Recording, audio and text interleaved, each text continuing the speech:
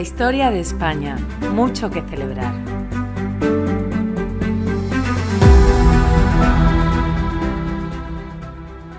Hola, bienvenidos. Hoy os traigo algo muy especial. Volvemos a ambientes militares, pero no os voy a hablar de una batalla concreta, ni de un rey, un general, una hazaña o un enfrentamiento decisivo. Hoy os voy a hablar del alma que habitaba en aquellos soldados de la infantería española de los siglos XVI y XVII, porque aquella gente no fue solo la que integraba una de las más eficaces máquinas de guerra de todos los tiempos, no fue solo un ejército casi invencible durante un siglo y medio. Aquella gente era especial e irrepetible. Y fue Calderón de la Barca quien supo retratarlos en un verso que, aparte de bellísimo, es todo una descripción. Os lo pongo, pegad el oído, por favor. Este ejército que ves, vago al hielo y al calor, la república mejor y más política es del mundo, en el que nadie espere que ser preferido pueda por la nobleza que hereda, sino por la que él adquiere. Porque aquí a la sangre excede el lugar que uno se hace, y sin mirar cómo nace, se mira cómo procede. Aquí la necesidad no es infamia, y si es honrado, pobre y desnudo un soldado, tiene mejor cualidad que el más galán y lucido. Porque aquí, a lo que sospecho, no adorna el vestido al pecho, que el pecho adorna al vestido. Y así, de modestia llenos, a los más viejos verás tratando de ser lo más y de aparentar lo menos. Aquí la más principal hazaña es obedecer, y el modo como ha de ser es ni pedir ni rehusar. Aquí, en fin, la cortesía, el buen trato, la verdad, la firmeza, la lealtad, el honor, la bizarría, el crédito, la opinión, la constancia, la paciencia, la humildad y la obediencia, fama, honor y vida son. Caudal de pobres soldados, que en buena o mala fortuna, la milicia no es más que una religión de hombres honrados.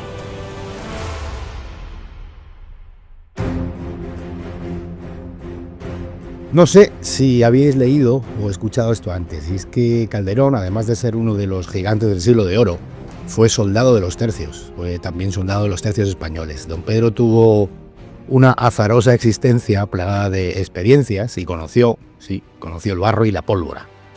Participó en campañas en Italia y en Flandes y nos dejó esta maravilla. Es un texto que resume con una belleza extraordinaria qué había en la cabeza y en el corazón de aquellos hombres. Cuál era su credo, cuáles sus anhelos y sobre todo qué fuerza les movía. Porque más allá de las armas, lo que Calderón nos describe es una actitud ante la vida. Una donde el honor no es soberbia y la verdadera nobleza no se hereda, se demuestra en cada acto. Aquellos soldados tuvieron el carácter extraordinario que a veces solo da el anonimato, esa grandeza que no necesita ni ser voceada ni tampoco el aplauso. Eran hombres que hicieron la historia, pero sin pretensión de firmarla, dejando que fueran sus actos y no sus palabras los que hablaran por ellos. Es un manifiesto de valores este poema, la humildad, la obediencia consciente y el sacrificio silencioso, entre otros muchos. Porque así definía un genio de las letras lo que significaba servir en los tercios. Yo os confieso que lo leo y me emociona en su conjunto, pero también os digo que merece mucho la pena pararse en cada una de sus estrofas para tratar de entender aquello y a aquella gente. Y eso es lo que me propongo hacer hoy para vosotros, destripar un poco el poema y contaros cosas de ellos y de aquella época que contenían valores que hoy son a veces complicados de entender, unos códigos sin los cuales me parece muy difícil comprender la historia sin manipularla o caer en el error.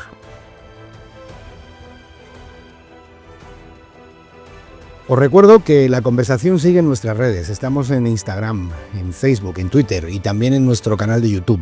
Tenéis los enlaces directos en la descripción de este episodio. No os imagináis cuánto nos ayudan vuestros me gusta, vuestros comentarios y sobre todo que compartáis los episodios con vuestros conocidos. Además, si os gusta lo que hacemos y queréis ayudarnos a seguir, os animo a convertiros en mecenas, ahora con una novedad, Bizum. Podéis dejarnos vuestras donaciones haciendo un Bizum al número 665-497837. Y como siempre, en Patreon o en iVoox. En iVoox es muy sencillo, solo tenéis que pulsar el botón azul que dice apoyar en la cabecera del podcast. Para Patreon os dejo también el enlace en la descripción. Muchas gracias por estar ahí. Y ahora sí, comenzamos.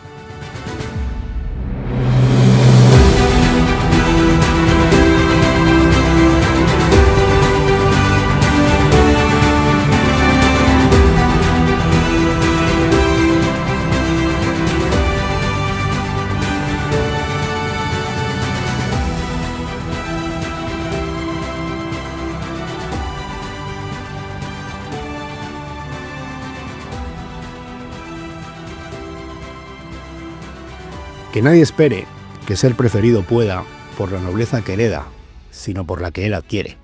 Porque aquí a la sangre excede el lugar que uno se hace, y sin mirar cómo nace, se mira cómo procede. Esta frase nos cuenta por qué los tercios eran esa mejor república del mundo para Calderón. Es un canto de esperanza para el hijo del labrador, para la gente humilde.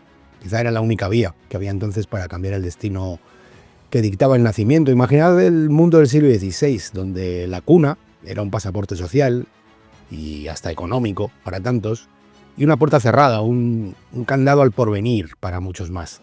Bueno, pues la milicia ofrecía la esperanza de ingresar en un lugar donde cualquiera podía prosperar por razón de sus actos, por su mérito personal, no gracias a su sangre o a su procedencia. Por eso dice, sin mirar cómo nace, se mira cómo procede.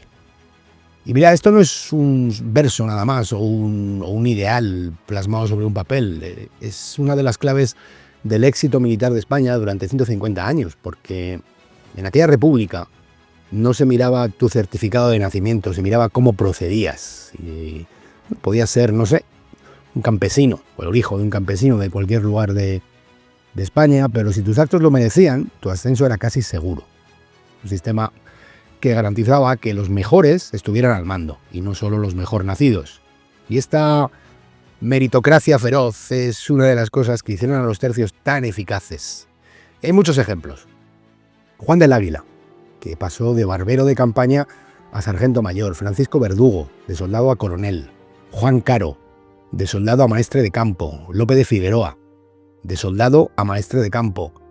Pero quizá el más llamativo sea Julián Romero, que pasó de mochilero a maestre de campo.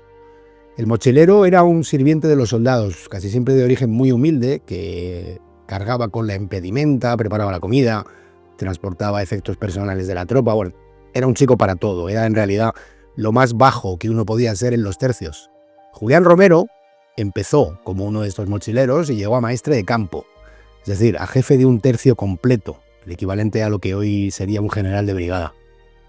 Julián había nacido en Torrejoncillo del Rey, en Cuenca, que curiosamente es el pueblo del que eran mis abuelos maternos, y de una familia tremendamente humilde. Bueno, pues ese proceder del que habla Calderón le llevó a lo más alto de la escala. Al final acabó siendo nombrado caballero de la Orden de Santiago por Felipe II y retratado por el Greco. Y como él, ya os digo, otros muchos que en el petate que hacían, el día que se marchaban, llevaban el peso invisible de las expectativas de su familia y hasta de su aldea a veces. Llevaban la promesa y el deseo de que si regresaban, lo harían con la dignidad ganada, como hombres hechos a sí mismos. Y junto a ellos, también hijos de familias nobles, segundones que nunca iban a heredar, porque tenían por delante un primogénito y cuyas salidas, pues en aquel tiempo no eran muchas. Podían pasar a Indias, tenían la vida religiosa o podían alistarse en el tercio. Por eso el tercio al final era una mezcla de clases en la que cada cual se tenía que hacer con su lugar. Aquí la necesidad no es infamia, y si es honrado, pobre y desnudo un soldado, tiene mejor cualidad que el más galán y lucido, porque aquí, a lo que sospecho, no adorna el vestido al pecho, que el pecho adorna al vestido. Bueno, es brutal, ¿no? La frase del pecho y el vestido es monumental, pero vamos al comienzo de la estrofa. Dice, aquí la necesidad no es infamia. El español del siglo de oro le daba más importancia al ser que al tener, lo cual, bueno, pues es loable, ¿no? Y es hasta uno de los pilares del extraordinario ser español de aquel tiempo, pero aquello también tenía un extremo aberrante, un extremo que se convirtió en una trampa, que era la tiranía de las apariencias. El ropaje, la capa, el porte eran el único espejo visible de esa esencia inmaterial. El mantenimiento de la fachada era imperativo. En aquella sociedad civil, la apariencia exterior era más signo de ser que de tener. Y la pobreza era una tacha que había que ocultar hasta con desesperación a veces, ¿no? Y así, del que no parecía ser, se asumía que no era. Y del que aparentaba ser, se daba por hecho que era. Parecer necesitado era, un poco la peor de las infamias, porque la necesidad visible, la pobreza en público, era más que una carencia material, era una negación de tu propio ser social. Significaba que no eras, que no habías cumplido con tu estatus de hidalgo o de cristiano viejo, o que en realidad nunca lo habías sido. Pero en el tercio, Calderón nos da una vuelta a este espejo. El poeta nos ofrece una absolución, una solución moral alternativa para los hombres. Él nos dice que la pobreza del soldado es visible, es real, es admitida y no deshonra, porque aquí la necesidad no es infamia. El soldado de los tercios, retratado por Calderón, introduce una grieta y a la vez una lección de pura dignidad. La milicia se va a convertir así en un espacio de liberación ética. El soldado era libre de esa esclavitud de la vanidad social, estaba exento del peso de tener que aparentar y podía ser alguien por la virtud de su proceder. Al final, es un triunfo de la verdad personal sobre la hipocresía colectiva, porque ellos han trasladado el concepto de capital a un ámbito inmaterial. Su auténtico capital son sus obras. Y después nos dice, en este mismo verso, que la verdadera elegancia reside en la entereza. El soldado, a menudo mal vestido por los impagos de la corona, cosa que lamentablemente ocurría con frecuencia, conservaba algo que nadie podía arrebatarle, su dignidad y su honor. Esta cualidad más interna era lo que le hacía respetable, no el encaje de su camisa. Un poco, lo mismo lo de que el pecho y el vestido, ¿no? Es el valor personal, la honradez y el honor del individuo los que van a hacer digno su traje, o si queréis, hoy en día su cargo, ¿no? Y no al revés. Es un contexto donde se valora el mérito y la conducta sobre el origen, sobre el lujo externo. Y Calderón nos dice que un soldado pobre y desnudo puede tener mayor calidad que un hombre rico y bien vestido si es honrado. Refuerza al final la idea de que el verdadero valor está en el interior, en el pecho, y no en el exterior. Sería un poco lo que representa el vestido. Y al hilo de esto, os voy a dar un detalle histórico que a mí personalmente me encanta. A pesar de esa pobreza, a pesar de las botas rotas a veces, ¿no? Las camisas sucias, ¿sabéis cómo se les llamaba oficialmente? ¿Cómo se dirigían a estos soldados sus capitanes o incluso los generales antes de la batalla? Pues les llamaban señores soldados. Señores soldados. Imaginad el contraste, ¿no? Hombres que en ocasiones parecían mendigos por fuera, pero que eran tratados como caballeros por dentro. Pues ya os digo, en aquellos tercios el honor igualaba al grande de España con el hijo del campesino.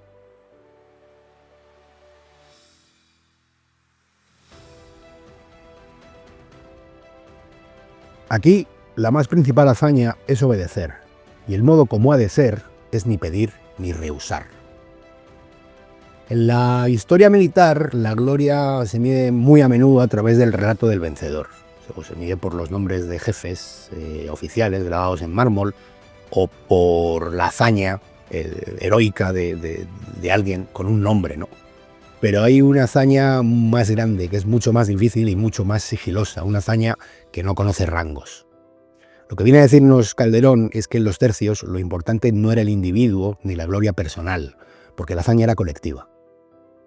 Y para llegar a ella, el soldado sabía que no debía solicitar un trato preferente y que había de aceptar ser mandado, ni pedir ni rehusar. Por eso fueron posibles victorias como la de Empel o hechos como el de Castelnuovo, en el que en Castelnuovo se les ofreció a los soldados retirarse y salvar la vida y no lo aceptaron. Porque el tercio de Nápoles, como hubiera dicho Calderón, aquellos hombres ni pidieron ni rehusaron. Por abundar un poco en esto, hay que decir que los tercios, como seguramente sabréis, se nutrían, como todos los ejércitos de entonces, de una cantidad grande de mercenarios extranjeros. En los tercios españoles había españoles, pero también había alemanes, suizos, italianos, irlandeses, mercenarios que luchaban junto a ellos. Y hay que decir también, ya os lo he comentado, que el retraso en las pagas era una plaga constante en las finanzas del imperio. Los ejércitos mercenarios, ante la necesidad o ante la falta de dinero, se negaban a luchar. Bueno, lo cual tampoco creo que extrañe a nadie, ¿no? Ni que le escandalice. Es lo normal, ¿no? Yo vengo aquí a pelear a cambio de un sueldo, no hay sueldo, no peleo, ¿no? Pero aquí es donde el tercio español hacía la diferencia. Porque existía entre los españoles un punto de honor que incluso el hambre no iba a quebrar. Los españoles del tercio, si se amotinaban, que alguna vez lo hicieron por falta de cobro, jamás lo hacían antes de haber combatido. Porque primero era el deber en el campo de batalla y luego la protesta en el cuartel. Es decir, combatían y luego, una vez había terminado la batalla, se amotinaban.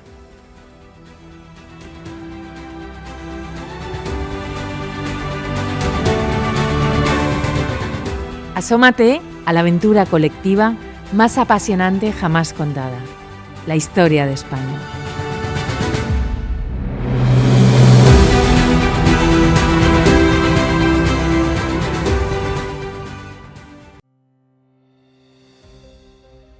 Aquí, en fin, la cortesía, el buen trato, la verdad, la firmeza, la lealtad, el honor, la bizarría, el crédito, la opinión, la constancia, la paciencia, la humildad y la obediencia, fama, honor y vida son. Esto sería quizá, el núcleo de este código de honor de los tercios y, pues como veis la lista es exhaustiva, pero al final no deja de ser una enumeración de valores que uno presume de cualquier ejército, venga de donde venga. Es cierto que en aquellos tercios no fue solo una aspiración todo esto, sino que fue un credo, lo dice la historia y lo dicen y lo certifican multitud de hechos. Pero sí que me quiero parar en una de ellas, me quiero parar en la humildad. La humildad es quizá una de las cualidades humanas más fugaces, más difíciles de mantener. Es la cualidad humana que con más facilidad se nos escapa de las manos, derretida con el calor de los logros, de la experiencia, y sin embargo, existen lugares en los que la falta de humildad puede ser fatal. Y el ejército es sin duda una de ellas, ¿no? La guerra. No importa lo hábil que seas con la pica o con el arcabuz, porque sin disciplina, sin respeto, pues se puede desmoronar todo. Por eso yo creo que Calderón quiso apuntalar esta idea de la humildad como parte esencial del entramado moral del tercio. Mira cómo lo expresa poco antes en otro de sus versos, que dice: y así, de modestia llenos, a los más viejos verás, tratando de ser lo más y de aparentar lo menos. Ser lo más, hacerlo más, pero aparentar lo menos. El gran secreto de la longevidad y de la excelencia de los tercios residía un poco en este equilibrio, en la modestia de un veterano que sabía que incluso con 10 batallas a sus espaldas no podía permitirse una arrogancia cuyo precio podía acabar siendo su propia vida y la de sus compañeros. Y al final del verso, algo que creo que es la razón de todo, es el título además que le he dado al episodio, porque para mí es la clave de la bóveda: fama, honor y vida. Fijaos en el orden: fama, honor y luego vida. Porque la vida, para un soldado español del siglo de oro, era alimentada por las dos primeras, por la fama y por el honor. Podríamos pensar que el honor viene a ser lo que tú sabes de ti mismo y la fama podría interpretarse como lo que los demás saben de ti o dicen de ti. Pero no es tan sencillo, os cuento. La fama es algo que tiene un tremendo arraigo en el mundo romano, en Roma, de la que España fue y es tan legataria, ¿no? De hecho, seguro que recordáis a Máximo en Gladiator cuando dice eso de: ¡hermanos! Lo que hacemos en la vida tiene su eco en la eternidad. Bueno, pues esa frase es puro espíritu del siglo de oro español, porque emana directamente de esa idea de la gracia suficiente que impregna la filosofía católica. En contraste con otras creencias que abogan por la predestinación, el católico sí cree que su pecado original puede ser redimido por las buenas obras que haga en la tierra. En el libro de la fe de un soldado español de entonces, por elemental y simple que ese libro pudiera llegar a ser, estaba escrito que el cielo no se regalaba, pero se podía conquistar con las obras. Y esa señal terrena de la gracia de Dios, que para un calvinista era el éxito económico, para el católico español de entonces era la fama, la constancia material y pública de que los actos de uno le hacían merecedor de la vida eterna. Por eso, Para ellos la fama no era únicamente la tan humana vanidad, no era que la gente aplaudiera al pasar, o no era solo eso. La fama era la huella de la virtud que dejas en la tierra, y la gracia era el premio que recibes en el cielo. Cualquier soldado buscaba en su profesión un modo de vida. Cualquiera sabía que una campaña exitosa podía proporcionarte un botín cuantioso, o soñaba con pasar a Indias y a lo mejor volver rico. Bueno, todas esas ambiciones están dentro de la gente desde que el hombre apareció en la tierra. Pero creedme, hay que ser capaz de entrar en el alma y en la cabeza de aquellos soldados y comprender que lo que más les movía era la búsqueda de una doble inmortalidad. Buscaban ser eternos aquí abajo, en el recuerdo de los hombres, y eternos allá arriba, en la gloria de Dios, porque creían que ambas cosas estaban íntimamente relacionadas. Y entendían que vivir con honor era la única forma de morir con esperanza.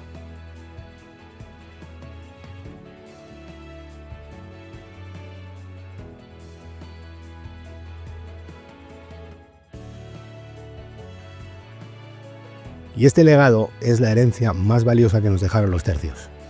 Un recordatorio para nosotros hoy de que tenemos el poder de escribir nuestro propio destino sin mirar cómo nacemos, sino cómo decidimos proceder.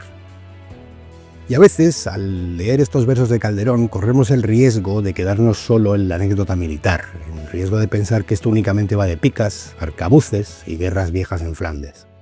Pero hay que mirar más allá. Aquellos hombres honrados de los que habla el poeta fueron mucho más que soldados.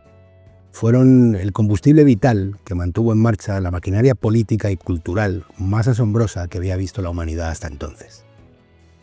Gracias a esa humildad, a esa constancia y a esa lealtad que recitaba Calderón, España pudo ser mucho más que un ejército. Fue la nación que dio el portazo definitivo a la Edad Media, que abrió de par en par las puertas de la modernidad. Pudo ser la que cosió el planeta por primera vez, haciéndolo global, la que se empeñó contra viento y marea en dar forma a un nuevo mundo basado en la igualdad de las almas. Porque aquellas espadas llevaban en su filo la luz de la escuela de Salamanca. Aquellos arcabuces abrían paso a las redes de Indias y aquellas formaciones cerradas no eran solo muros de picas. Eran los cimientos de una comunidad hispana irrepetible. Aquellas armas defendían una idea y una cosmovisión. Y sí, claro, con la violencia de la época y con las terribles consecuencias de las guerras. Pero al final eran los arietes de una manera de ver el mundo que peleaba contra otra que no dejaba de usar los mismos medios. No podemos cambiar la historia, y la de los seres humanos se ha venido haciendo así, en multitud de ocasiones. Por ellos pudo España ser la nación que fundaba universidades al otro lado del mar, mientras otros solo ponían factorías comerciales.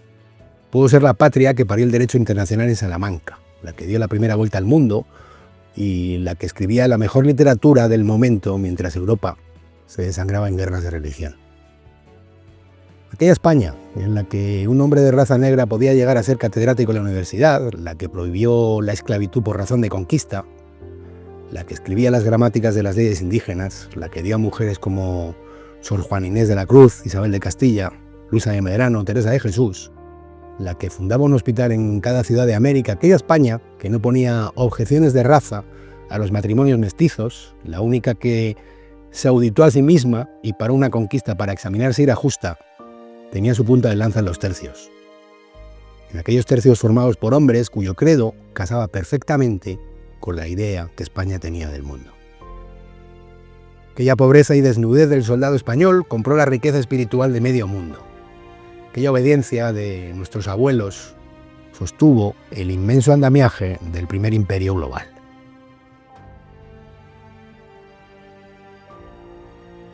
Y mirad, a veces nos intentan convencer de que fuimos pequeños o nada reseñable, o eso tan manido de que llegamos tarde a la historia.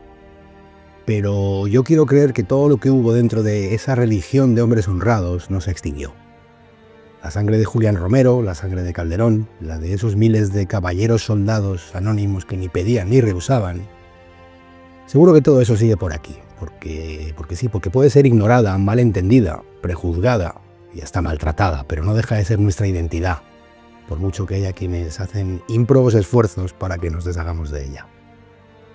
Creo de verdad, en serio, firmemente, que aún hoy, en estos tiempos distintos en los que los imperios no tienen ya sentido, o no deberían tenerlo, tenemos el caudal viejo y el sedimento único para construir algo grande. para volver a ver sobre la Tierra a una comunidad que asombró al mundo y mantenerla unida bajo los valores que la inspiraron hace 500 años. La primacía del alma, la igualdad entre los hombres, el valor de las obras o lo sagrado del mérito.